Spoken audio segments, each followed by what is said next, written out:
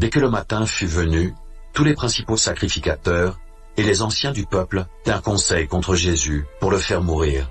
Après l'avoir lié, ils l'emmenèrent et le livrèrent à Ponce Pilate, le gouverneur. Alors Judas, qui l'avait livré, voyant qu'il était condamné, se repentit et rapporta les 30 pièces d'argent aux principaux sacrificateurs et aux anciens, en disant « J'ai péché en livrant le sang innocent. » Ils répondirent « Que nous importe? Cela te regarde !» Judas jeta les pièces d'argent dans le temple, se retira et alla se pendre. Les principaux sacrificateurs les ramassèrent et dirent « Il n'est pas permis de les mettre dans le trésor sacré, puisque c'est le prix du sang. » Et après en avoir délibéré, ils achetèrent avec cet argent le champ du potier pour la sépulture des étrangers. C'est pourquoi ce champ a été appelé champ du sang jusqu'à ce jour. Alors s'accomplit ce qui avait été annoncé par Jérémie, le prophète. Ils ont pris les 30 pièces d'argent, la valeur de celui qui a été estimé, qu'on a estimé de la part des enfants d'Israël, et ils les ont donnés pour le champ du potier, comme le Seigneur me l'avait ordonné. Jésus comparut devant le gouverneur. Le gouverneur l'interrogea en ces termes. « Es-tu le roi des Juifs ?» Jésus lui répondit, « Tu le dis. » Mais il ne répondit rien aux accusations des principaux sacrificateurs et des anciens. Alors Pilate lui dit, « N'entends-tu pas de combien de choses il t'accuse ?» Et Jésus ne lui donna de réponse sur aucune parole, ce qui étonna beaucoup le gouverneur. À chaque fête, le gouverneur avait coutume de relâcher un prisonnier, celui que demandait la foule. Ils avaient alors un prisonnier fameux, nommé Barabbas. Comme ils étaient assemblés, Pilate leur dit, « Lequel des deux voulez-vous que je vous relâche, Barabbas ou Jésus, qu'on appelle Christ ?» Car il savait que c'était par envie qu'ils avaient livré Jésus. Pendant qu'il était assis sur le tribunal, sa femme lui fit dire, « Qu'il n'y ait rien entre toi et ce juste, car aujourd'hui j'ai beaucoup souffert en songe à cause de lui. » Les principaux sacrificateurs et les anciens persuadèrent la foule de demander Barabbas et de faire périr Jésus. Le gouverneur, prenant la parole, leur dit, « Lequel des deux voulez-vous que je vous relâche ?» Ils répondirent, « Barabbas, Barabbas. » Pilate leur dit, « Que ferai-je donc de Jésus, qu'on appelle Christ ?» Tous répondirent, « Qu'il soit crucifié. » Le gouverneur dit, « Mais quel mal a-t-il fait ?» Et ils crièrent encore plus fort, « Qu'il soit crucifié. »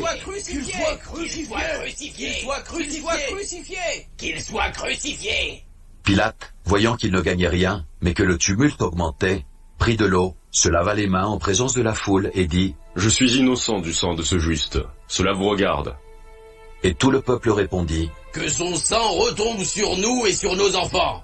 Que son sang retombe sur nous et sur nos enfants.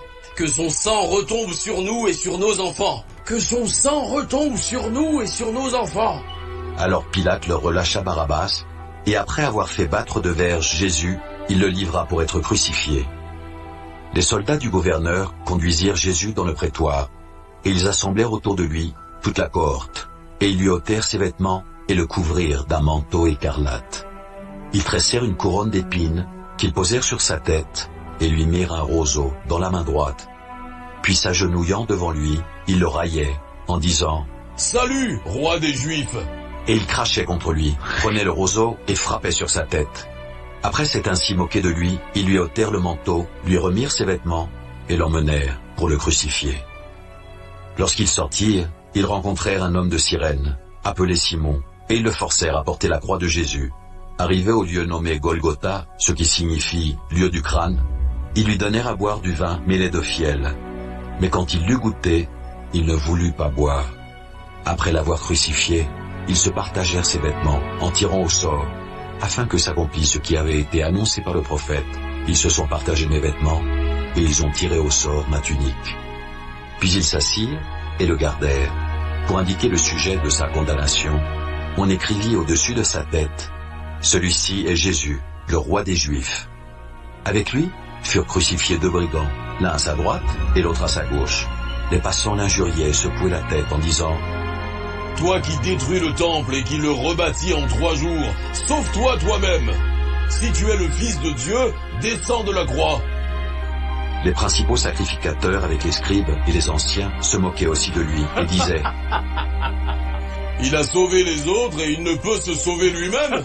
S'il est roi d'Israël, qu'il descende de la croix et nous croirons en lui.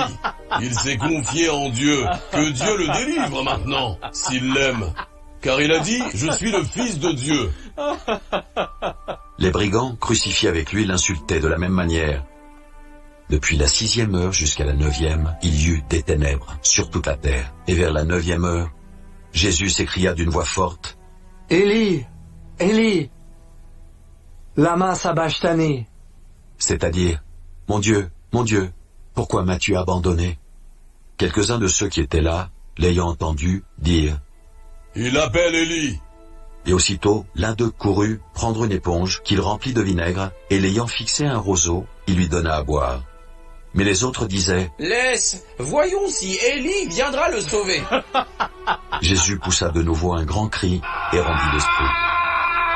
Et voici, le voile du temple se déchira en deux. Depuis le haut jusqu'en bas, la terre trembla, les rochers se fendirent, les sépulcres s'ouvrirent, et plusieurs corps des saints qui étaient morts ressuscitèrent. Étant sortis des sépulcres, après la résurrection de Jésus, ils entrèrent dans la ville sainte, et apparurent à un grand nombre de personnes.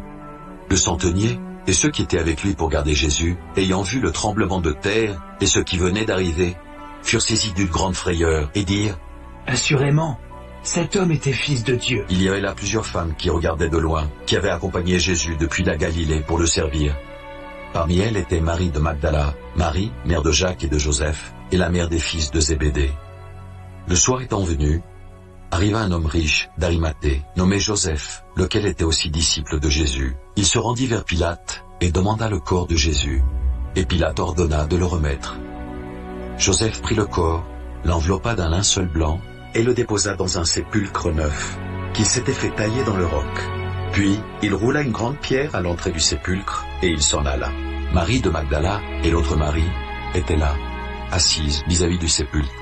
Le lendemain, qui était le jour après la préparation, les principaux sacrificateurs et les pharisiens allèrent ensemble auprès de Pilate et dirent, « Seigneur, nous nous souvenons que cet imposteur a dit, quand il vivait encore, « Après 3 jours, je ressusciterai. » Ordonne donc que le sépulcre soit gardé jusqu'au 3e jour, afin que ses disciples ne viennent pas dérober le corps et dire au peuple « Il est ressuscité des morts !» Cette dernière imposture sera pire que la première. Pilate leur dit, « Vous avez une garde. Allez, gardez-le comme vous l'entendrez. » Ils s'en allèrent et s'assurèrent du sépulcre au moyen de la garde, après avoir scellé la pierre.